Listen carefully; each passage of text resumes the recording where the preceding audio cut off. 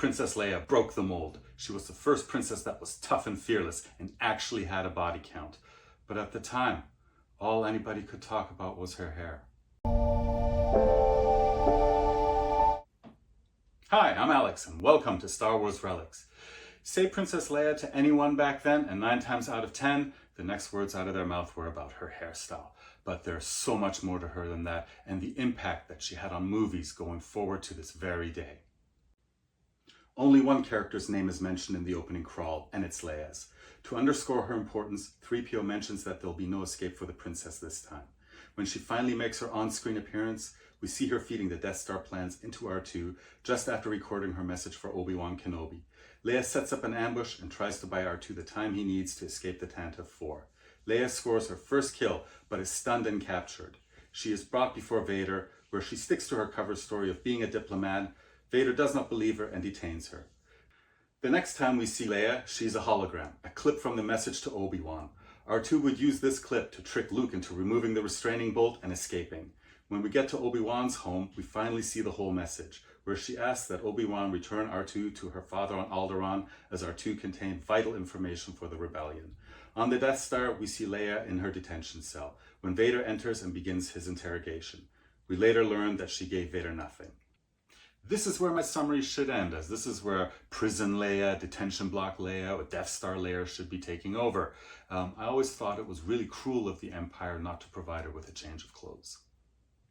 Leia is brought before Tarkin, and she shows her feistiness by going toe-to-toe with him. He attempts to coerce her into revealing the location of the secret rebel base by threatening Alderaan. With this ultimatum hanging over her head, she holds true to the cause and lies, probably knowing that Tarkin couldn't be trusted.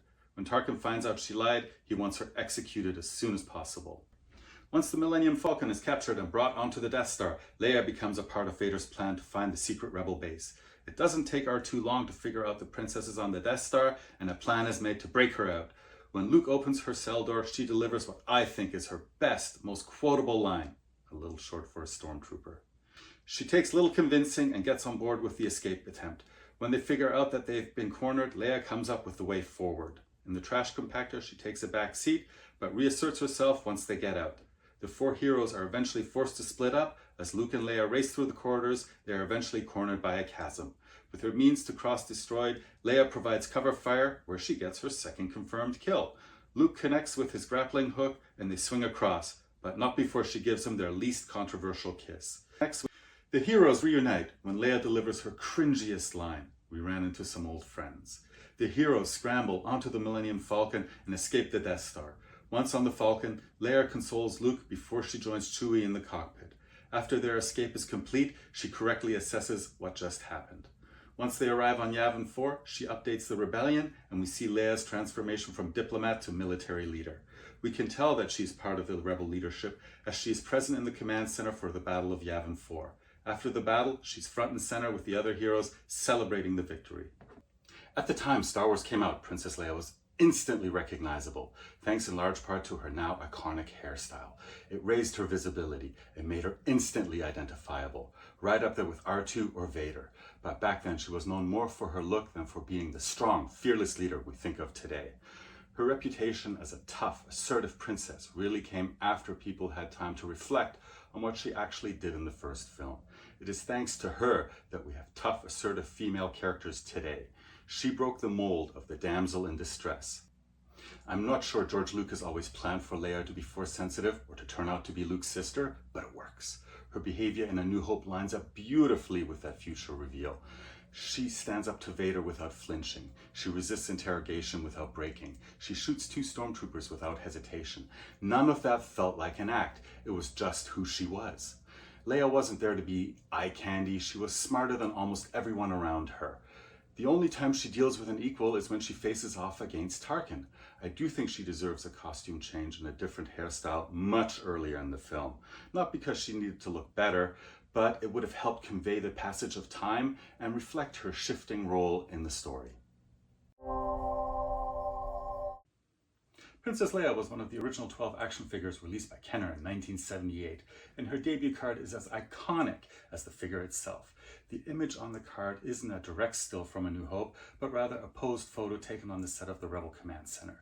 The image was used from Star Wars through to the Tri logo. she never received a Power of the Force card.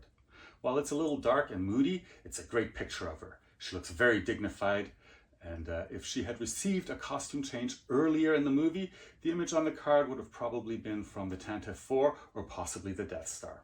I really like the picture. Even though it is posed, it is the only card of the Rebel Command Center, and out of the original 20, it easily makes my top 5. For a figure from 1978, Leia's head sculpt is a standout. It's easily one of the most successful human likenesses among the original 20 figures. The face clearly reads as a female without veering into caricature, which is no small feat at the time. But the real triumph is the hair. They nailed her iconic bun hairstyle. Even at this small scale, the sculpt captures the unmistakable silhouette that made Leia instantly recognizable in A New Hope. From the front, the buns look impressively accurate, but viewed from the side, you can see they've been simplified. This definitely was not an issue at the time. Between the shape and the texture, the proportion, she is one of the most recognizable figures from the original 20. Well, it's all there. Leia wears a long white dress in the movie, but on the figure it reads more like a tunic over pants, likely a result of the sculpting style and how the legs were molded. Still, it gets the job done. One nice touch is the vinyl cape. When folded down, it does a decent job of simulating the hood from her on-screen outfit. The figure comes with one accessory, a belt. Interestingly, the design doesn't match what Leia wore in the film. Instead, it seems made up. Maybe due to the time constraints, we're just choosing the simplest path, but it works. It's definitely not on-screen accurate. One thing I never noticed until recently, though, is that she's wearing boots. That feels a bit un-princessy or un-ambassador-like, but then again, this was the 70s, and in the future, apparently, everyone wears boots. The general shape is there, long, sleek, and recognizable as Leia's blaster. At a glance, it reads correctly, but like many of the early Kenner weapons, it's been simplified. Just like the Stormtrooper blaster, the artist felt compelled to include an Earth-style ammo clip, which isn't present on the actual movie prop. That small addition, along with the overall feel, makes it come across more like a conventional firearm than a sci-fi blaster. Still, it's a solid representation for the time.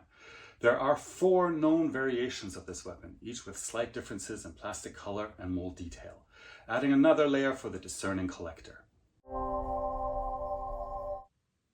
Standing can be a little problematic with this figure. When the front and back halves of the legs are joined, they don't sit completely flush, which throws off her balance slightly. She tends to stand better when her weight is shifted forward, leaning more on the front half of the foot. It's definitely easier to get her to stand with her arms down at the sides, but with a bit of patience, she can also manage to with her arms raised. It's not perfect, but with the right pose and the surface, she holds her own. Most things about Leia's weapon arm are excellent. The pose looks natural, and she can actually hold her blaster in a way that makes it seem like she's aiming. You can even line up the barrel with the direction she's looking, which is pretty impressive for the era. Her hand can grip the weapon in a couple of positions, giving you some flexibility in display. That said, the grip isn't especially secure. The blaster can easily slip out fairly easily. She's also not holding any other blasters, which is disappointing if you ever lose the tiny blaster. Interestingly, even though her hands are painted, the blaster doesn't tend to cause noticeable wear to the paint job, which is a real nice bonus for collectors. When it comes to Leia's vinyl cape, I have mixed feelings. On one hand, it was clearly a cost-effective and practical design choice, simple to produce and thick enough to feel proportional to the small size of the figure. When flipped down, the cape cleverly mimics Leia's lowered hood, which adds some visual continuity with her on-screen look. The figure still works fine without it, but there's no denying that she looks more complete and iconic with it on. That said, the cape can tear over time, and many collectors know it can get in the way when you're trying to seat her in a vehicle.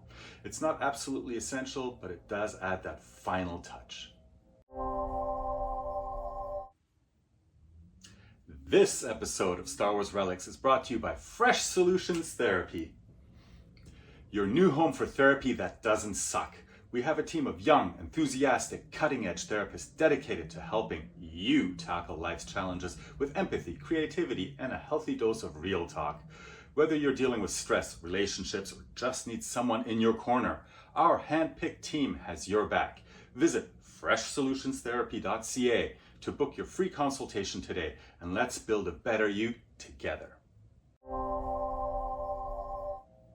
Compared to other human characters from the original 20, Leia is easily the most recognizable even to this day. The sculpt captures her essence remarkably well, with only minor inaccuracies like the made-up belt and the unnecessary ammo clip on the blaster.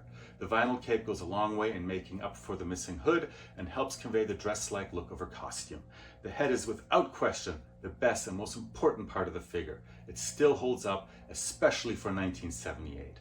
Her overall pose is also very natural, which adds to her display value. She doesn't look stiff or awkward, and everything from the angle of the arms to the tilt of the head feels thoughtfully designed. I appreciate that she's a full head shorter than Vader. That said, the paint is quite fragile. The eyebrows are often the first thing to go, and it's rare to find an open figure without some wear on the hair. Her standing ability is compromised by the non-flat feet, a design flaw that clearly wasn't a deal breaker at the time, since Kenner did nothing to revise it. Despite all that, Leia remains a standout. She is iconic, well sculpted, and packed with more personality than most figures in that line. It was a long time before I got any Princess Leia, and the original Princess Leia Organa was the last one I got. When I did end up getting her, I was all about Return of the Jedi, and she did not get the play that she deserved. I would have played a lot more with her if I had gotten her earlier on when I started playing with Star Wars toys. Thanks for joining me on this deep dive into Princess Leia, an icon who inspired generations and forever changed the damsel in distress. If you enjoyed this review, give it a thumbs up and show that subscribe button who's boss so you don't miss future relic hunts. Drop your thoughts or Leia related stories in the comments below. I'd love to hear about your favorite Leia moment or figure. If you know your Star Wars, you already know who's next. So stay tuned to Star Wars Relics. Until next time, keep hunting those relics.